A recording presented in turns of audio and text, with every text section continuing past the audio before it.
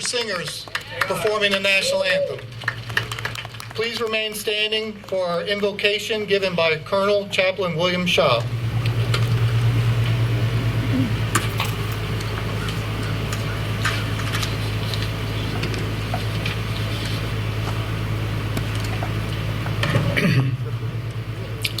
Some of America's greatest presidents have never donned a uniform or served in the military. Abraham Lincoln was such an individual. Although he died of an assassin's bullet and presided over the bloodiest war in American history, Lincoln was especially a civilian at heart. His famed Gettysburg Address was followed, in my opinion, by an even greater oration, his second inaugural address. He closed that address with these words: "With malice toward none, with charity for all, with firmness in the right as God gives us to see the right. Let us strive to finish the work that we are called to do, to bind up the nation's wounds, to care for him who has borne the brunt of battle, and for his widow and his orphan, to do that which we may achieve and cherish a just and lasting peace among all ourselves and with all nations." In reverential tones, Frederick Douglass, who was visiting Lincoln at the time,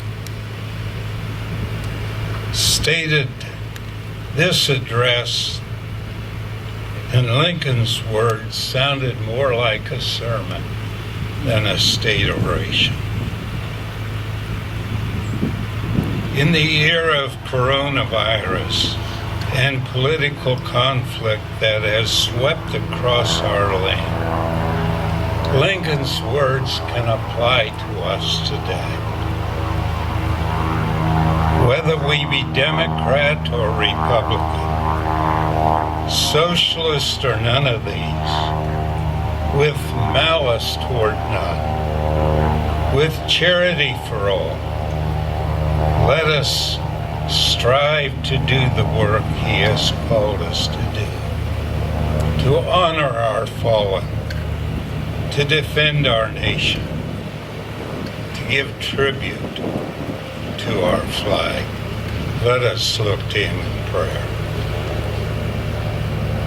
Almighty God, our gracious Father, we thank thee in these moments of quiet contemplation. And we would remember all of those who sacrificed for us, from the opening battlefields of our nation, through World War II to today. We would remember those who suffered and died on every American battlefield. And we would ask that you would, through our hearts, meld with the poet, from war's alarms, from deadly pestilence, by thy strong arms be our ever sure defense. Thy true religion in our hearts increase. With bounteous goodness, nourish us in peace. Amen.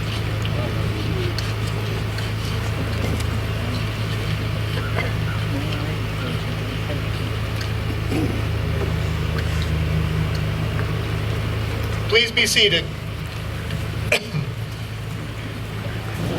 and some opening remarks from the President of the Patriotic Committee, Brigadier General Dutko. Thank you, Rick. Thanks for coming out today, folks. It's a beautiful day. We're blessed today. Thank you for coming. My first order of business is to provide a belated happy birthday to the United States Marines. Any Marines in the outfit? Stand up and be recognized. Wonderful. You know, through the efforts of Chuck Heaton, years ago, we had certified us for a Vietnam War commemoration, and every year we think about our Vietnam veterans. So, all those Vietnam veterans, welcome home.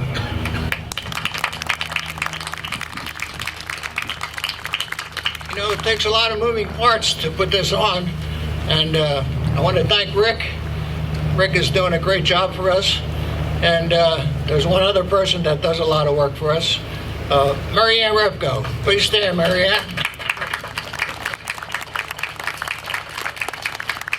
She's the gal that keeps us straight, orders everything we need, and spends our money. So that's good. But in addition to that, I want to thank the mayor and the council and the public works people. They're right on target. Jim McManaman is always there, and when I need something, I call Jim. It happens. So, to all those people, please acknowledge their support. Thank you. It's a great day today, and I hope you enjoy the poppies we're handing out. Another little tidbit from us. But I was so happy to see the children here today singing. Didn't they do a beautiful job with that? So just remember, if you see a veteran, thank him for his service, and God bless America. Thank you very much.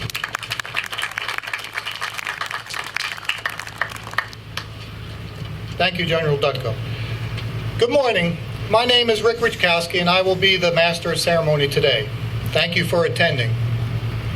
Again, we couldn't do it without all the volunteers that General Dutko mentioned. We commemorate Veterans Day each year on the 11th hour of the 11th day in the 11th month, the date the guns fell silent at the end of World War I. And for those who remember in grade school, there was another name for World War I, the War to End All Wars. But unfortunately, history has turned out much differently. In every age since freedom has been threatened, new generations of young men and women have stepped up forward in the defense of our nation. This year we've handed out poppies.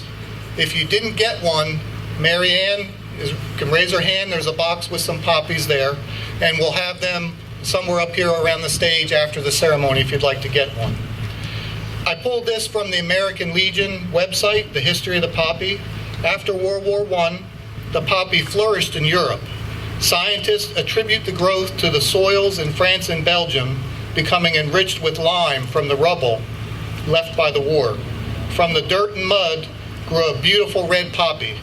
The red poppy came to symbolize the bloodshed during the battle following the publication of the wartime poem In Flanders Field. The poem was written by Lieutenant Colonel John McCrae, MD, while serving on the front lines, and I will recite that poem now. In Flanders fields the poppies blow, between the crosses row on row, that mark our place, and in the sky the larks still bravely sing fly. Scarce heard amidst the guns below, we are the dead. Short days ago we lived, felt dawn, saw sunset glow, loved and were loved, and now we lie in Flanders fields. Take up our quarrel with the foe, to you from falling hands we throw, the torch be yours to hold it high. If ye break faith with us who die, we shall not sleep though poppies grow in Flanders fields. Today in the United States we have over 17 million veterans and about another 2.4 million in uniform. That's less than 1% of our population that's in uniform right now, and less than 7% of our population that's ever served. And I know we like to say that like that's a bad thing, but that percentage of the populations is going to continue to decline as our brothers and sisters from the World War II, Korea, and Vietnam conflicts go to their final resting place. And they have passed the torch of eternal vigilance to over 50 years of an all-volunteer force. Today, across America, men and women have answered the call to serve and joined a brotherhood that with the present and past veterans of the United States. May God bless them all. And now I'd like to introduce the folks up here on the stage. What I'll do is I will read off all their names. They're not necessarily in any kind of order as I wrote them down, and we'll hold our applause till the end, please. We have Mayor Bert Steinman, Brigadier General Dutko, the President of the Patriotic Committee, Sarah Stewart, the Council Vice President, Senator Shirley Turner, Councilwoman Kathy Woolard, our guest speaker, Dr. Foster, the President of TCNJ, Lucy Walters, Mercer County Commissioner, Lieutenant Colonel retired McKinley Williams, Mark Weatherby, a Patriotic Committee member and also representing the Ewing Kiwanis, Colonel Schaub, our chaplain, Roger Chupik of Vietnam Veterans and also representing the Elks Veterans Committee, Chief Master Sergeant, retired Harry Johnson, Senior Master Sergeant, retired Lou Eggert, Chief Rhodes of the Ewing Township Police Department, Congresswoman Bonnie Watson-Coleman, and County Clerk Paula S. Covello. Thank you for all attending.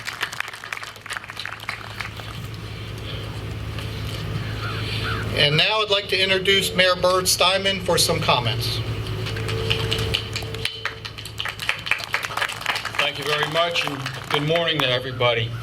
And as usual, I have no prepared remarks, so it's right just off the cuff. But I do want to say one thing. It's very, very, very refreshing to see, for the first time in 2 years, that our master singers from Ewing High School are making a public appearance.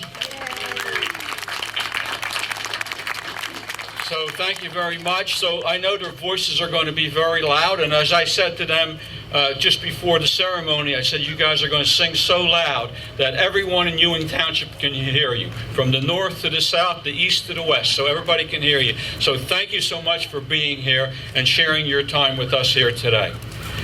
Just one more comment that I need to make before I make a few remarks is that, and this is by way of the health department, so we have scheduled about 6 COVID vaccine clinics throughout the rest of this year. So please refer to the website. We will put out messaging, and if you have not gotten your COVID shot, please, I encourage you to get it. If you didn't get the second shot or even the booster shot, they're all available. And we're starting, I believe, next week, we're going to be administering the shots for the kids between the ages of 5 to 12, I believe. So we're starting that program. I know they just came in. So again, I encourage everyone to take advantage of it. It takes a little bit of your time, but that's all. I've been vaccinated. I've just gotten my booster shot about 2 weeks ago. So, and I'm still walking around. So there's nothing to be afraid about getting that COVID shot again. So I encourage it. Please, take advantage of it. As we sit here today and honor all those men and women that served in our military, we want to make sure that we pay them proper homage, that we don't forget about them. It's easy when a conflict is over, and during that particular conflict, there a lot of attention is being paid. But as wars end and as time goes by, people keep forgetting. People have to be reminded every day about what those individuals gave up for us, to fight for us. They are the epitome of what it is to be, to give to one another. They are the ones that stood up for us, and we're the ones that are actually being blessed by the freedoms that we have today. So again, it's not a shopping day. You know, it's not a day for us to say, okay, well, there's a big sale at Kohl's or Walmart or wherever it is. It's about the veterans today. So when we get there and when we see a veteran, shake their hands or bump their fist. I guess that's the proper thing to do now. But say thank you. Thank you very much for your service, and God bless you. That is what this country should be, not the divisiveness that some of us show. At the end of the day, we're all Americans. It doesn't matter where you come from or where you've been. We're all Americans. So let's treat each other and respect each other like the true Americans that we are. We know that we can do this. We've showed it time and time and time again. So let's not let some individuals stand in our way, basically, from trying to be nice to one another. So say hello to your neighbor. You know, people that you never talk to, just wave your hand. It's not that hard. You know, it doesn't cost me any money to raise my hand and say, hi, how you doing? That's what we should be thinking about. Not about, how can we get to this guy or how can we do something to this individual so it benefits me more. So again, think about our veterans. Say hi to our veterans. I know I keep repeating it, but it's the God's honest truth that these men and women fought. Some of them gave their lives for us. So let's be grateful for those people that have served in the Army. I do also want to say, and I see these men out there and women out here from our fire department, from our police department, from our EMTs. Gentlemen and ladies, thank you so much for the service that you provide to Ewing Township. We are forever grateful for what you do and the lives that you save, and at the expense of your own lives, basically. So with that said, and I don't want to ramble on any longer because my brain's starting to dry up. I do want to again thank you so much for being out here today, and God bless America, and God bless Ewing Township.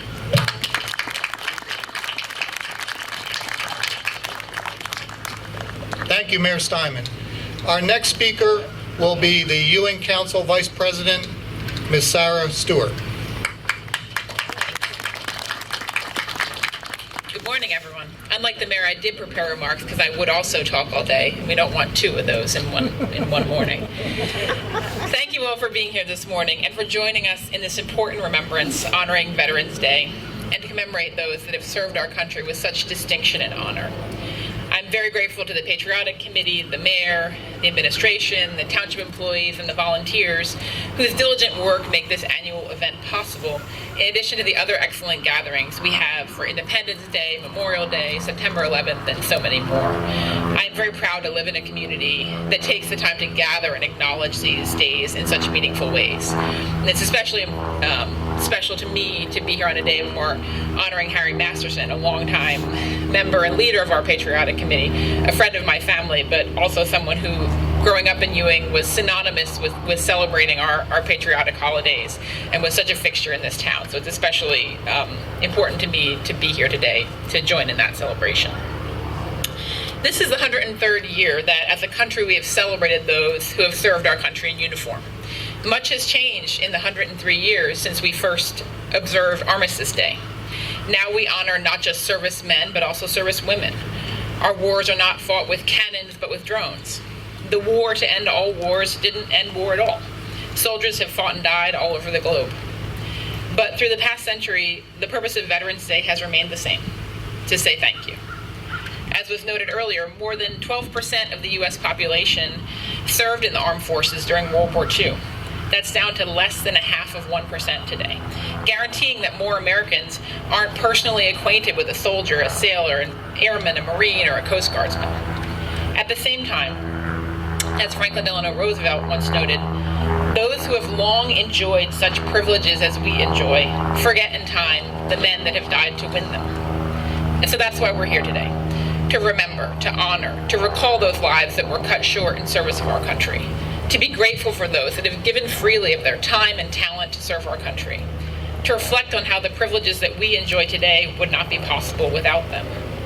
It's also something more than that. In 1954, in a proclamation encouraging all citizens to observe Veterans Day, President Eisenhower said, "On that day, let us solemnly remember the sacrifices of all those who fought so valiantly on the seas, in the air, and on foreign shores to preserve our heritage of freedom. And let us reconsecrate ourselves to the task of promoting and enduring peace so that their efforts shall not have been in vain. Let us live our lives and celebrate this day in full memory of those that have served and those we have lost. And let us also live our lives in service and in pursuit of the peace and justice that might end war in the years to come." Thank you.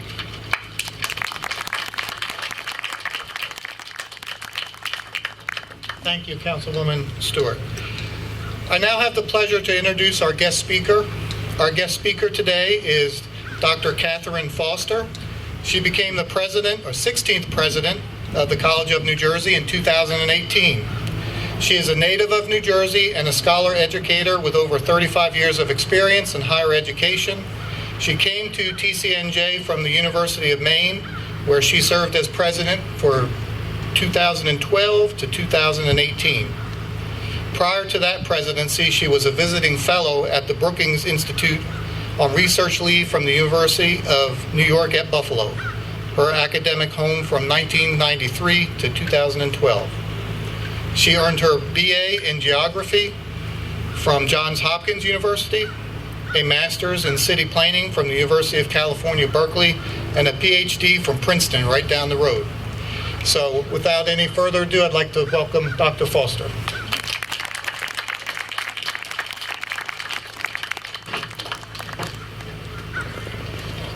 Yeah, that's right. I just stood up onto a little...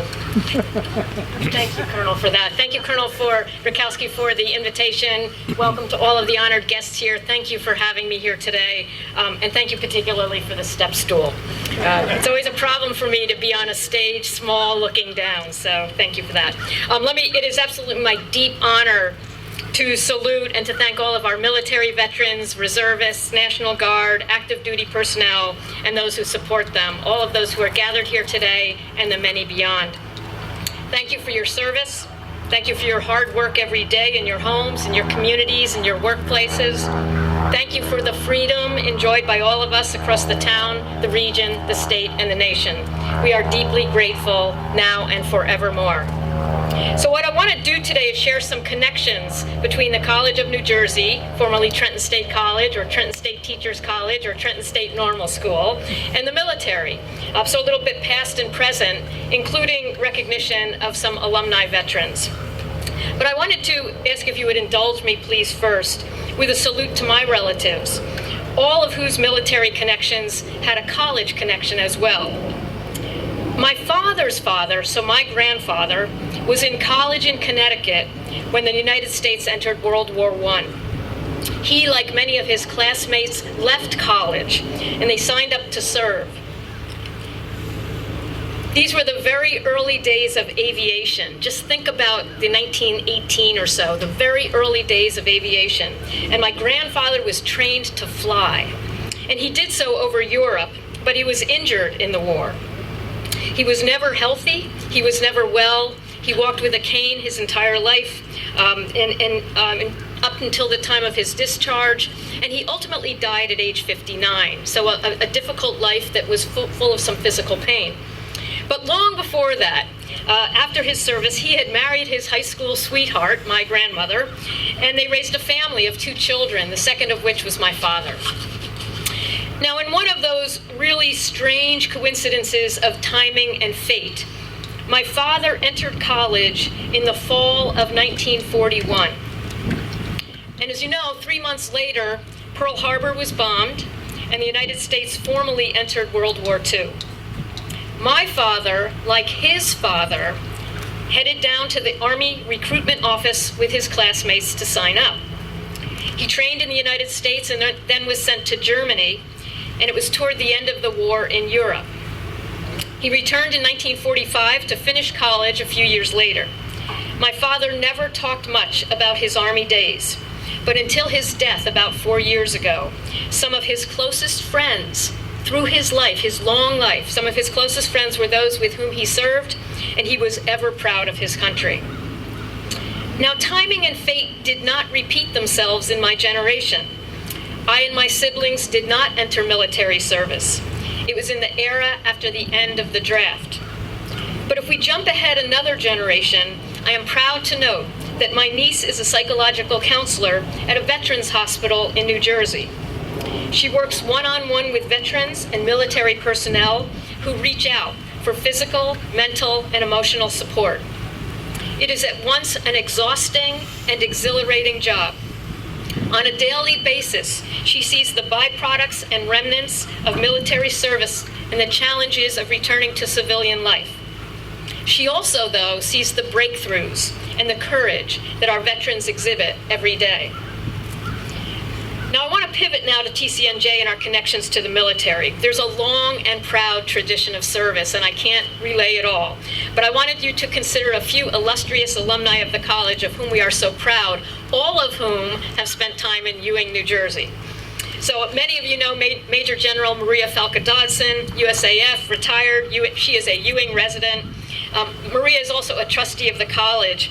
And the Major General graduated from Trenton State College with a Bachelor of Science in Nursing, and she served for many years as a clinical nurse and ultimately as Chief Nurse Executive at McGuire Air Force Base, now of course the Joint Base Lakehurst-Dix-McGuire.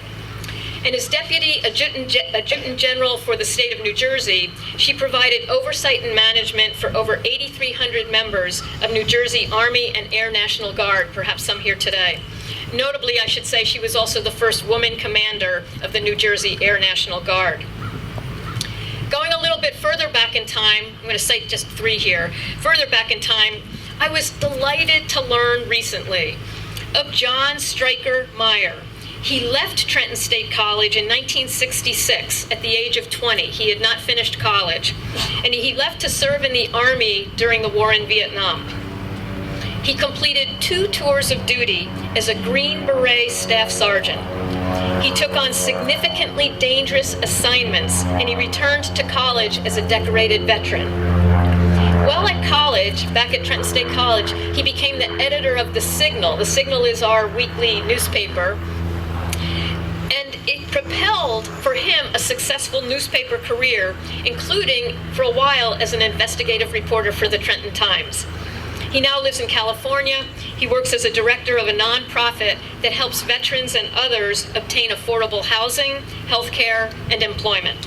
He has also written a series of volumes, I should say, on the Green Berets and their time in Laos and Cambodia, kind of a secret war behind the war. So I encourage you to reach out and get those from John Meyer. Now, there are really too many others to mention, but I'm going to salute a few other quick ones. These are TSC or TCNJ alums. You may know Thomas Allegretti. He's chair of the Coast Guard Foundation. Greg Bauer, U.S. Navy and Navy Reserves, retired. He is the former Chief of Staff to the Inspector General of the Department of Defense. Dr. Donna Gage, I know some of you know Donna Gage. She served for a time as the Chief Nursing Officer for the U.S. Veterans Health Administration. Dr. Andre Sutton, U.S. Air Force, retired. He's now the Chief of Accommodation Services in the VA's Office of Resolution Management, Diversity, and Inclusion. Major Douglas Edwards, U.S. Army and U.S. Army Reserves, retired, now Deputy Director for the Centers for Medicare and Medicaid Services. And not least, Brigadier General Frank Carlini, who rose through the Army and the New Jersey National Guard to be Chief of Staff of the Army, Infantry Commander, and Army Assistant Adjutant General. Now, my job at TCNJ is to think not only about those wonderful members of our community and our past, but also about the present and future. So I wanted to let you know that as of this fall, we have 68 veteran students at TCNJ. We have also many faculty and staff, and I do not know the number. They're meeting now, actually, at the campus. I might be able to catch the last part of their ceremony. But I would say an untold number of faculty and staff who have served in the military.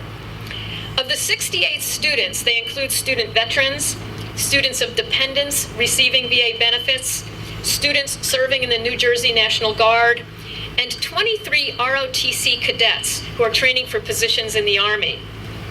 And I wanted to mention that the ROTC cadets at TCNJ are part of a broader collaboration with Ryder, Rowan, and our host community, Princeton. The cadets participate in physical conditioning, and I should say this is almost always at 6 a.m., so bear that in mind, but also have their classroom studies, including a 5-hour lab on military logistics and also procedures in the military. They do training events, including everything from small unit tactics to land navigation, and also have leadership experiences, culminating in placement as an officer in the U.S. Army upon graduation. Let me cite one recent graduate, Charles Mizuko. He earned his degree in finance in 2000, and I should say it was magna cum laude. He's now a second lieutenant in the U.S. Army. And after graduation, he completed his 38-day advanced camp at Fort Knox in Kentucky, and he practiced not only in leadership, but also in military maneuvers, including marksmanship, navigation, basic soldiering, grenade tossing. This also included and necessitated, boy, that was a tough one, necessitated going on about 3 hours of sleep every night. And I have to tell you, though, he reports that he loved it. He has since completed a 4-month leadership course before being positioned and stationed in South Korea. Now, looking forward, the college is working to create educational pathways for veterans, both those who want to start a baccalaureate program after their service, and also those perhaps at the Joint Base Lakeland, Dix, McGuire, and elsewhere who want to complete their degrees in a hybrid or a virtual setting. TCNJ has schools of education, engineering, nursing and health sciences, business, and a wide array of the arts and sciences. And all of those provide relevant and high-quality credentials for our military personnel. To wrap up, as you know, there are no gates or fences around the border of the College of New Jersey. It is absolutely open and a porous boundary to anyone who wants to step onto the grounds. And if you do wander our way, and I hope you do, I invite you to head to the area between Eichhoff Hall and our library. There you will see the memorial gates. The memorial gates are now 75 years old, and they are festooned with plaques as well. And these two, they're stately brick pillars. And these two brick pillars stood for many years. You may recall this. They stood for many years at the college's former main entrance, which is just south of the current entrance where Campus Town is today. And these pillars honor the 603 students and alumni from the college, nearly all male at the time, who left Ewing for Europe and the Pacific to serve in World War II. 13 of the 603 never returned, having given the ultimate sacrifice for their country. The pillars also honor one serviceman, an alumnus who lost his life in World War II. I see these pillars every day, and they serve as a reminder of the sacrifices of our military veterans.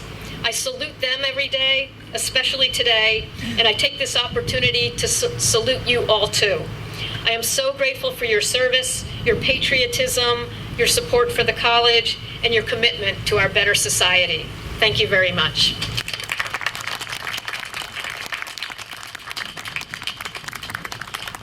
Stay here for a second. Oh, sure. So thank you, Dr. Foster. And on behalf of the Patriotic Committee, we have a little memento, a pen, and a little flashlight. Thank you very much. Thank you very much.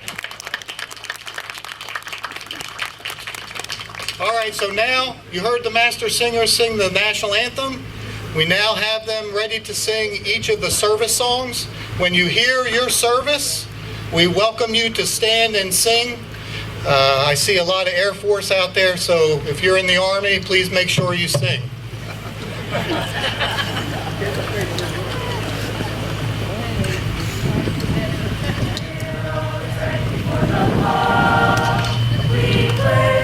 Trust in thee, through surf and storm and valley, I shall our purpose be.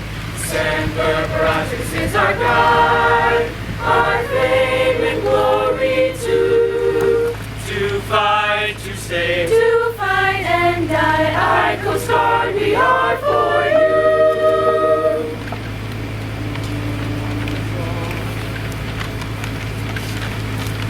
we go into the wild blue yonder, climbing high into the sun.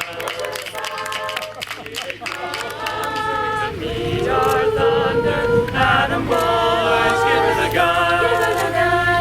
Down the dive, starting our flame from under, off on one terrible course. We live in fame, we'll go down in flame. Hey, nothing will stop the U.S. Air Force.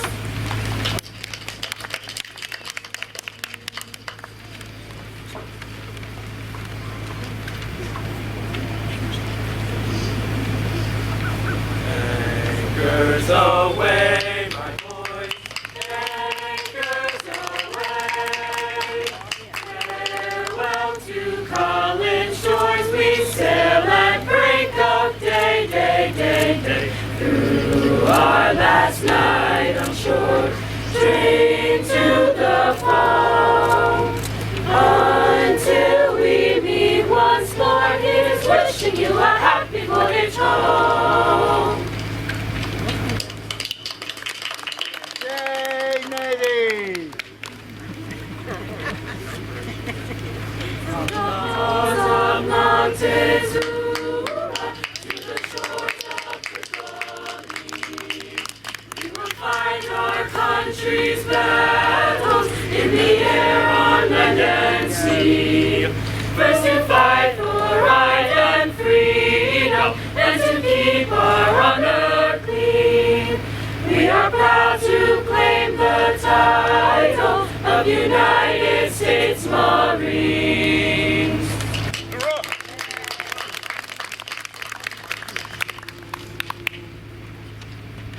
First to fight for the right and to build the nation's might, and the army goes rolling along. Proud of all we have done, fighting till the battle's won, and the army goes rolling along. Then it's high, high, hey, the army's on its way. Sounds off the cadence, loud and strong, for wherever you go, you will always know that the army goes rolling along. Thank you, Master Singers. Now, normally I sing that at the full, but I think you wanted to hear them and not me. So we have some special presentations now that are going to happen down in front of the stage. And General Ducko, the mayor, and Chief Harry Johnson are over there. Is the mic working, sir? Yes. Bob? Yep, you can hear me, right? Great. Jim, would you assist us in unveiling Joe Schmeltz's special award?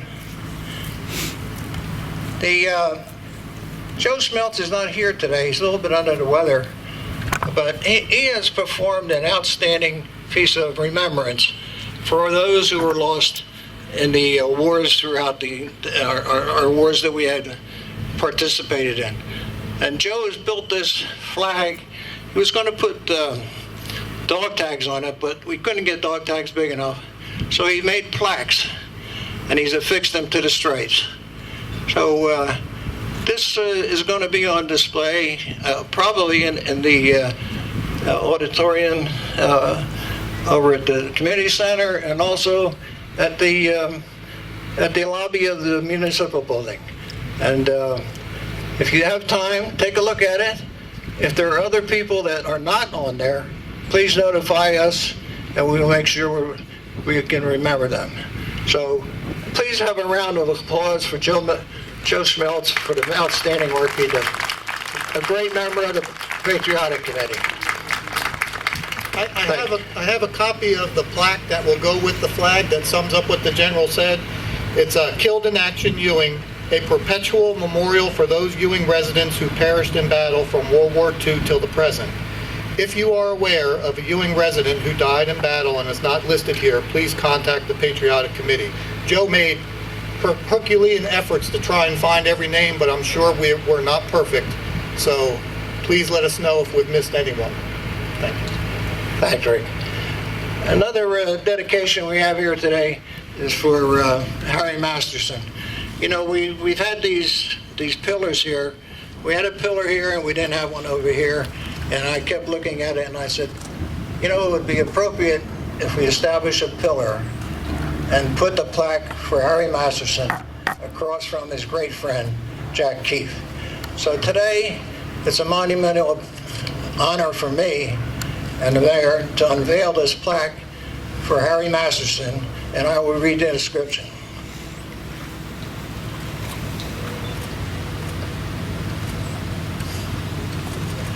It says, Harry J. Masterson Sr., 1924 to 2018. Great American patriot and veteran of World War II. Dedicated November 11th, 2021. Ladies and gentlemen, another tribute to Harry, who was a great friend of mine, my mentor, and I told him when he retired that we would never let this patriotic committee go away.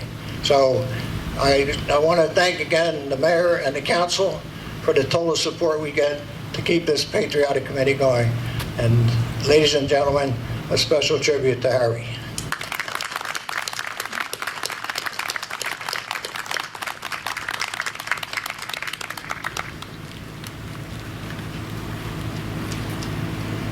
Next, the mayor and General Dutko will present a wreath at the national colors.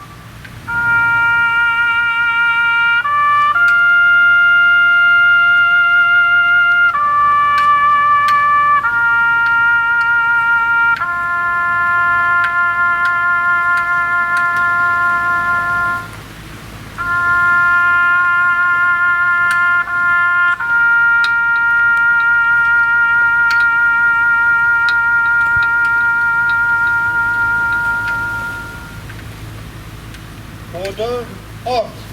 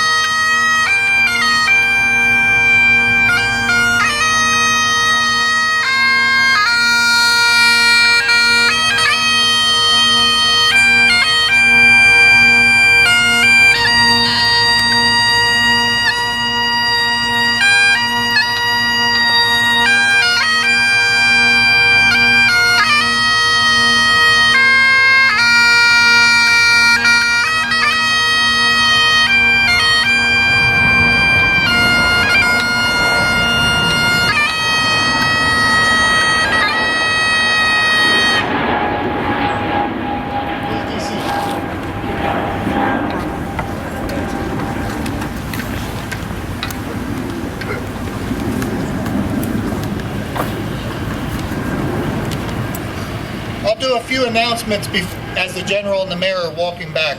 A video of this ceremony will be on the township website probably within the hour after the ceremony. The director of technologies has been filming it, and we really appreciate him doing that. So if you want to tell somebody about how wonderful the choir was, I'm not sure where that'll be on the timestamp, but it'll be on the video.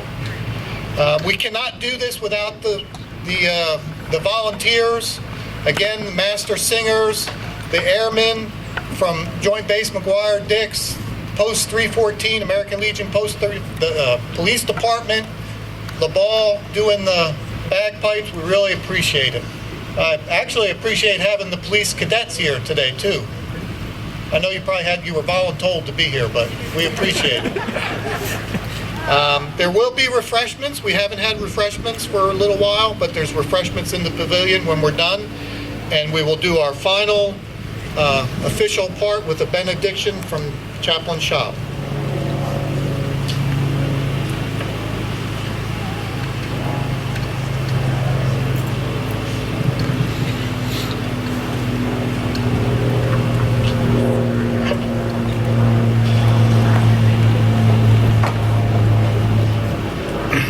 Let us pray. Father God, we live in the greatest nation in history. But Lord, keep us always trusting, always humble, and ever wise. Keep us ever strong, but may our basic trust always rest in you.